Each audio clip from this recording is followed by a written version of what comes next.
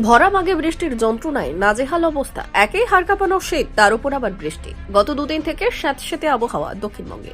শুক্রবারেও বেশ কিছু জেলায় হালকা বৃষ্টি হয়েছে। কবে পিছু ছাড়বে এই বৃষ্টি? এখন এই প্রশ্নই সকলের মনে। আবার গতকাল থেকে কিছুটা বেড়েছে তাপমাত্রা। তাহলে কি ফের একবার মুড বদল হতে চলেছে আবহাওয়ার? জানুন ওয়েদার আপডেট। আবহাওয়া দপ্তর সূত্রে খবর, আজ বৃষ্টির সম্ভাবনা নেই দক্ষিণবঙ্গে। আপাতত পিছু ছাড়ছে নাছোড়বান্দা বৃষ্টি। হাওয়া অফিস সূত্রে খবর, আজ থেকে ধীরে ধীরে রাতের তাপমাত্রা বাড়বে, কিছুটা বাড়বে দক্ষিণবঙ্গে। তবে দিনের স্বাভাবিকের অনেকটাই নিচে থাকবে তাপমাত্রা। আবহাওয়া দপ্তরের আপডেট অনুযায়ী ফের 24 জানুয়ারির পর থেকে বৃষ্টি হতে পারে দক্ষিণবঙ্গের জেলাগুলিতে।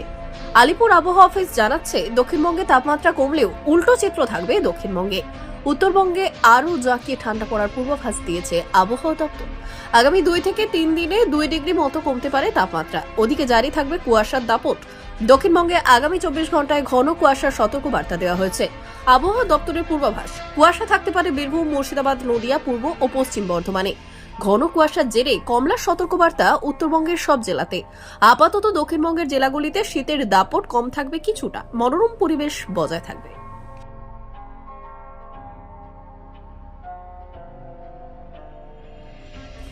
ব্যুরো রিপোর্ট, উত্তরের প্রহরী।